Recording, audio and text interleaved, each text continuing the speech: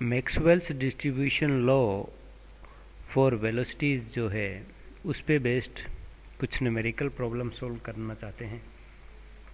पहली numerical problem है कि वेलोसिटी का कंपोनेंट vx डिटरमिन करना चाहते हैं।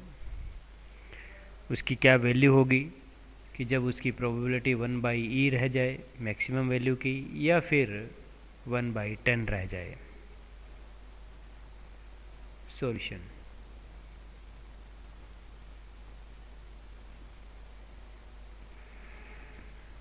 प्रोबेबिलिटी डिस्ट्रीब्यूशन फंक्शन के अनुसार P we X equal to होता है m/2π/kt whole power half e की power minus mvx² divided by 2kt। Probability जो है मैक्सिमम तभी होती है जब vx की वैल्यू जो है वो 0 होती है।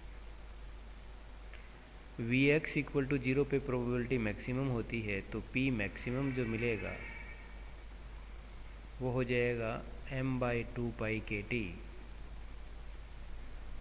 Whole power half into e की पावर 0, और ये वैल्यू जो है वो 1 के इक्वल होगी, तो p मैक्सिमम हो जाएगा m/2π/kt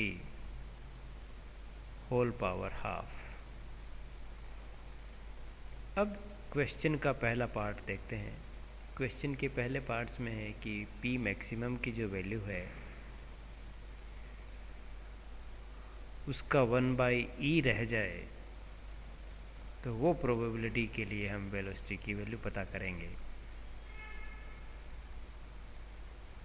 कि वेलोसिटी कितनी चाहिए उस केस में। तो p मैक्सिमम की वैल्यू मालूम है, और जो probability particular velocity component vx के लिए कितनी है उसका फार्मूला भी हमें मालूम है। तो ये दोनों फार्मूले से यहाँ पर वैल्यू पुट कर v की वैल्यू पता करेंगे। तो p मैक्सिमम का मतलब होता है m/2π/kt power half divided by e equal to m/2π/kt power half e की power minus mvx² upon 2kt। Solve करने पर e की पावर -1 इक्वल टू मिलता है e की power minus mvx² upon 2kt।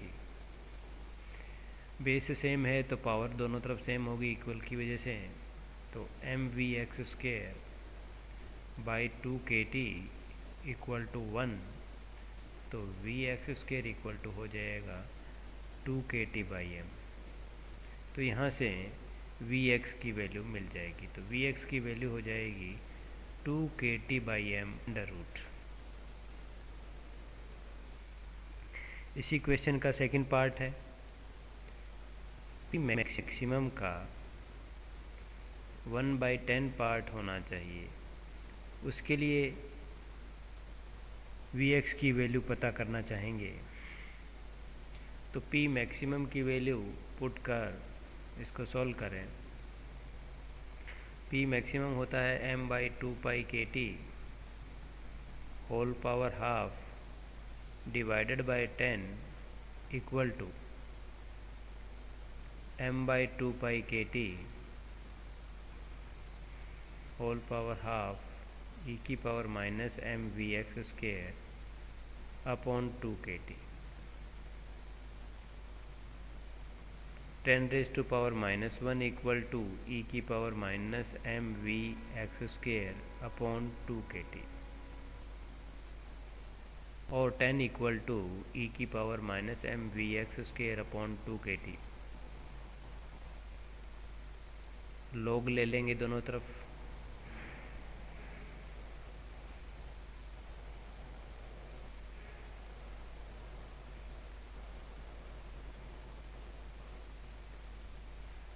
तो log 10 10 equal to M we x square upon 2 क्योंकि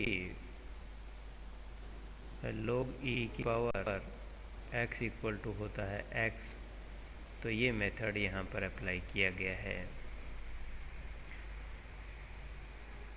M we x square by 2kt equal to log 10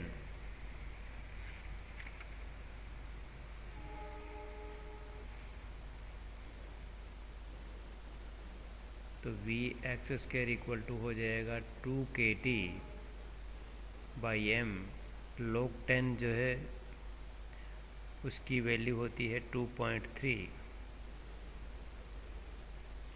तो V x की वैल्यू हो जाएगी 4.6 kt by M under root. इस value पर जो probability की वैल्यू होगी वी एक्स की, इस पर्टिकुलर वैल्यू पर जो प्रोबेबिलिटी की वैल्यू होगी वो मैक्सिमम वैल्यू की 1/10 रह जाएगी। एक और प्रॉब्लम जिसमें वी एक्स की एवरेज वैल्यू और वी एक्स स्क्वायर की एवरेज वैल्यू पता करना चाहेंगे।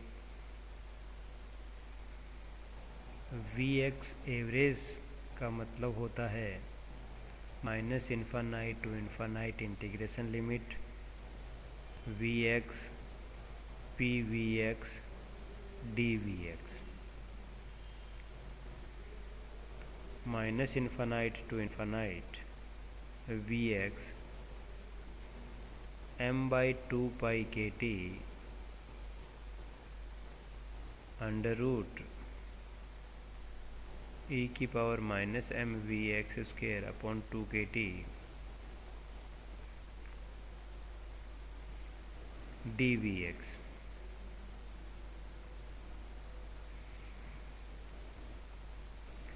m by 2 pi kt common है या इंटीग्रेशन साइन से बाहर ले सकते हैं।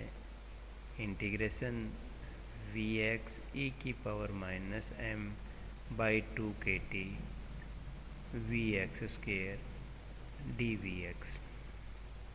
यहाँ m बाई 2 पाई kt जो है वो कांस्टेंट है।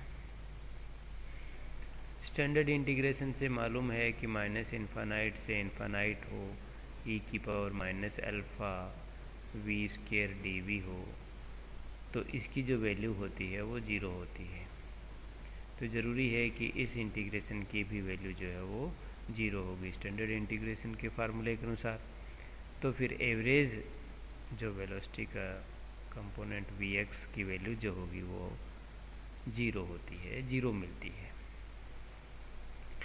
अब वी एक्स स्क्वायर की एवरेज वैल्यू पता करना चाहेंगे। एक्स स्क्वायर एवरेज का जो फार्मूला बनेगा वो होगा integration minus infinite to infinite we x square p we x D we x.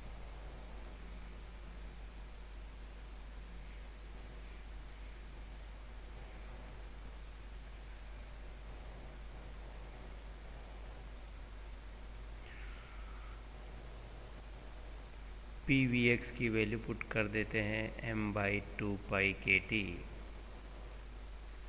Under root e की power minus M we x square upon 2kt D we x. m by 2kt constant होने से integration से बाहर हो गया। We x square e की power minus M we x square upon 2kt D we x. यहाँ m by जो 2 pi kt constant है। स्टैंडर्ड इंटीग्रेशन का फार्मूला जो होता है वो होता है I2 equal to v square e की power minus alpha we square D v equal to 1 upon 2 pi upon alpha cube root. तो फिर यहाँ बन जाएगा m upon 2 pi kt into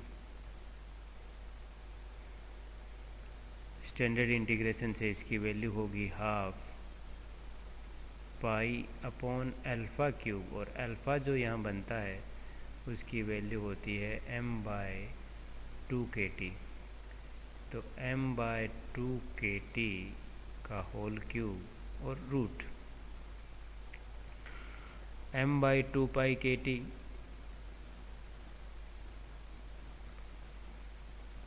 into half into 2 kT by m, 2 kT by m का whole cube और under root. इसको solve करें तो वैल्यू मिलती है kT बाई m। इस प्रकार Vx² की जो एवरेज वैल्यू है वो होती है kT बाई m।